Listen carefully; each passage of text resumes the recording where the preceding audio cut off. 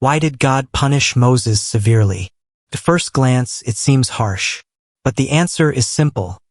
Disobedience mixed with misrepresentation of God. It was a small action, but its meaning was enormous. In Numbers 20, the Israelites were thirsty. Again, angry, complaining. Moses had led them for years, carried their complaints, and interceded for them. And now, God gave him clear instructions. Speak to the rock, and it will bring out its water. Simple, clear, direct. But Moses did something different. Instead of speaking, he struck the rock twice. He spoke in anger, and then he said, "Must we bring water for you out of this rock?" Water flowed. The people drank. The miracle happened. But God was not pleased, because this wasn't really about water. It was about obedience, representation, and responsibility.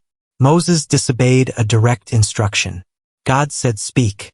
He struck. Partial obedience is still disobedience. Moses misrepresented God. God intended to show grace, patience, and provision. Moses' anger made it look as though God was frustrated, harsh, and even unwilling. Moses took God's glory. That simple word, "Must we bring water?" shifted credit from God to himself and Aaron.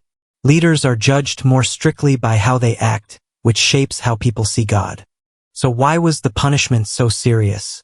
God said, "Because you did not trust me enough to honor me as holy in the sight of the Israelites, you will not bring this community into the land I give them." Moses was forgiven, yes, but he faced consequences. He saw the promised land, but he never entered it. Not because God hated him, not because he was unloved, but because leadership carries weight. The real-life lesson: this isn't about losing salvation. It's about losing privilege. You can love God, serve him, and still act out of frustration, misrepresent him, and suffer consequences, even after forgiveness.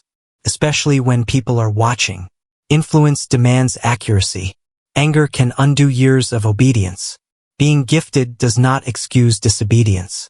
God cares deeply about how he is represented to the world. Moses was still God's servant, still honored, still remembered. But the lesson stands: God is holy. Leadership is sacred. Obedience matters. Let us learn from Moses. Let us serve faithfully, speak carefully, and represent God well, even when the crowd is watching.